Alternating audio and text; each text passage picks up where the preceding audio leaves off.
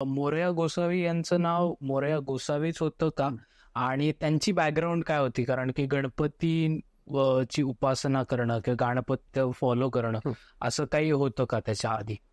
अगदी सुरुवातीला आपण याच्या जर गेलो तर मोरया गोसावींचे वडील वामन भट्ट शाळीग्राम हे कर्नाटक राज्यामध्ये बिदर जिल्हा आहे, हं. तिथे शालिगाव म्हणून एक नावाचं गाव होतं.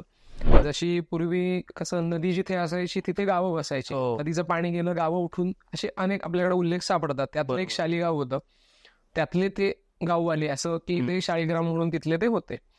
आणि दोघांनाही म्हणजे जे दाम्पत्य जे होतं वामन भट्ट शाळीग्राम त्यांना पदरी मूल नव्हतं अच्छा. अनेक वर्ष, आणि कर्मठ असे ते गणपतीचे उपासक होते. पण असं त्यांना कोणीतरी सांगितलं की स्थावर म्हणजे ह्या पूर्ण भूतलावरचं सर्वांध्य क्षेत्र आहे मोरगाव, म्हणजे बारामती नजदीक आहे, आपण तिथे जाऊन मयुरेश्वराची आराधना करा, आपल्याला इच्छित फळ हे मिळेल. या आशेनं ते कर्नाटकातनं दरमजल करत ते महाराष्ट्रात पोहोचले. महाराष्ट्रातनं ते मोरगावला आले. स्थानिक ग्रामस्थ जी मंडळी होती त्यांच्याकडनं पूर्ण त्याची सगळी माहिती वगैरे घेतली आणि मयुरेश्वरासमोर संकल्प सोडला की मयुरेश्वरा की मला पुत्रप्राप्ती व्हावी, बर. हीच आता इच्छा फक्त माझी राहिलेली आहे, मी आता वयोवृद्ध होत चाललोय, तर ती आपण मनोकामना पूर्ण करावी. या अनुषंगानं त्यांनी काही वैयक्तिकरित्या त्यांनी अनुष्ठानास प्रारंभ केला.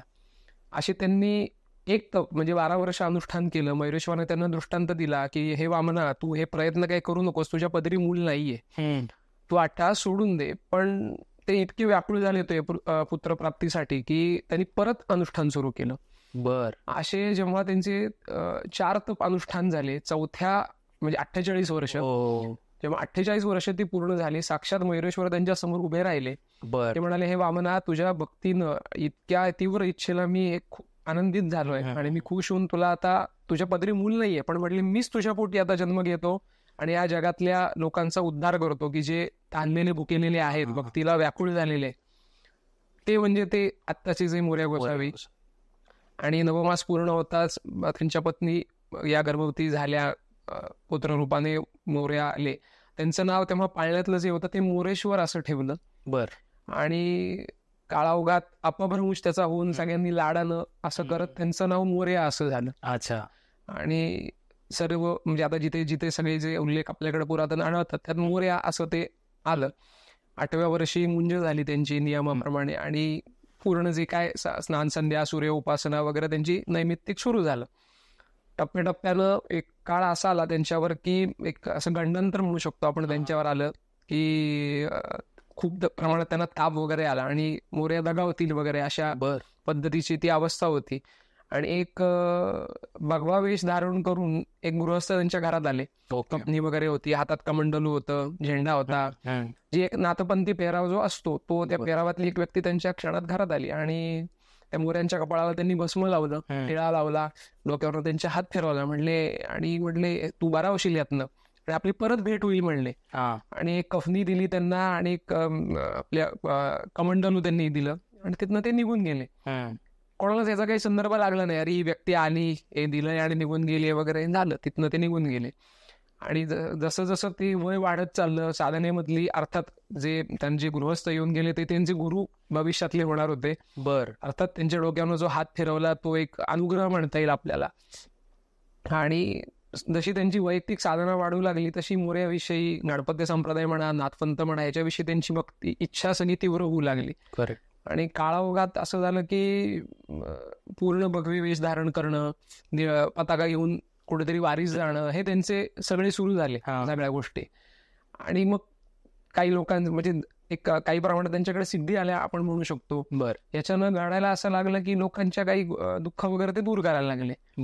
आणि मग लोकांना ठीक आहे, आता हे भगवी वस्त्र वगैरे हा व्यक्ती परिधान करतो म्हणजे गोसावी झाली. आता खरं विचार केला तर गोसावी म्हणजे अपभ्रंश आहे खरं. ते गोस्वामी हा शब्द आपण म्हणू शकतो की ज्याच्या अधीन इंद्रिय आहेत, गो इंद्रिय आपण जी म्हणतो, म्हणून ते गोस्वामी. त्याचा काळाओघात अपभ्रंश परत गोसावी. तर असं म्हणून तो एक नयन भारती गोसावी महाराज की जे त्यांच्या गुरु रूपाने त्यांना लाभले, नाथपंथी त्यांनी दीक्षा दिली, तिथपासून हा त्यांचा पूर्ण जो क्रम आहे साधनेचा तो सुरू झाला. तिथपासून तो पुढे गेला. टप्प्याटप्प्यानं सगळं झालं आणि नंतर मोरगावचीच मयुरेश्वराची आराधना करत असताना त्यांना दृष्टांत झाला की थेऊरला जाऊन तू तपश्चर्या कर.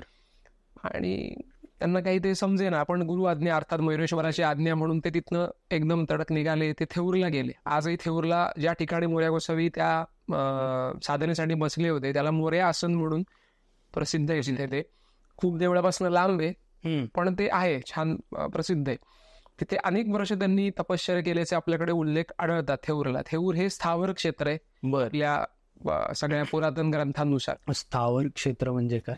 स्थावर क्षेत्र याच्यावर तसं अनेक संदर्भ आहेत, पण असं अगदी सोप्या भाषेत सांगायचं म्हटलं तर एक त्या ह्याचं मयुरेश्वराचं पडलेलं एक प्रतिबिंब असं म्हणून चिंतामणींचं स्वरूप समजलं गेलंय आपल्याकडे. ओके. म्हणजे आज मयुरेश्वराकडे जर तुम्ही पाहिलं ती थोडीशी उग्र आणि अशी त्या पद्धतीची मूर्ती दिसते. हे जर तुम्ही थेऊरला गेला तर अशी गोंडस अशी ती पूर्ण शांत अशी मूर्ती आहे ती पूर्ण.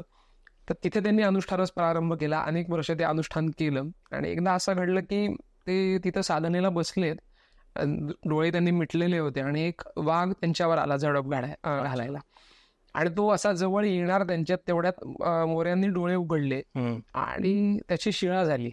त्याची आजही अशी प्रचंड मोठ्या प्रमाणात शिळा त्या थेऊरला पाहायला आपल्याला मिळते. आणि त्या वाघाचा उद्धार झाला त्या याच्यातनं असं आपल्याकडे ते सांगण्यात येतं त्या बाबतीमध्ये.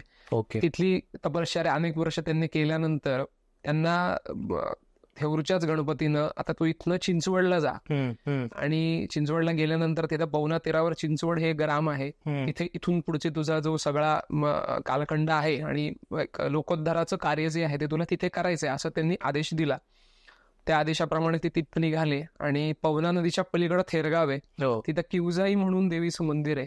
प्रचंड घनदाट त्या काळात ते जंगल होतं, म्हणजे आजही ते जंगल आहे, तेव्हा तर ते खूपच असणार. तिथे येऊन ते साधनेला बसले आणि मग आता अर्थातच गाव छोटं छोटं सगळी होती आणि कुठल्या तरी पलीकडच्या गावात एक मोठा फकीर आलाय, झाडाची पानं खातो, त्याच्यावरच जगतो, पाणी पितो पवनेचं, तिला गंगा बनतो वगैरे वगैरे असे अनेक या सगळ्या गोष्टी सुरू झाल्या. आणि चला एवढा मोठा फकीर आपल्याकडे आला तर मग आपल्याकडे देऊळ होईल, मोठी लोक येतील आपल्याकडं, मग आपलाही चांगलं होईल काहीतरी. या अनुषंगाने खूप बाबड्या इच्छेनं स्थानिक मंडळी जी सगळी महत्वाची होती त्यांनी मोरया गोसावींना आनंदानं गावात आणलं. आणि आज जिथे मंगलमूर्ती वाडा आहे त्या मंगलमूर्ती वाड्याच्या इथे पूर्वी रबणे म्हणून ग्रामजोशी आहेत, त्यांचा छोटासा वाडा होता. त्यांनी ही जागा त्यांना देऊ गेली राहायला आणि मग तिथपासून त्यांचं पुढचं कार्य आहे सुरू झालं. बरं.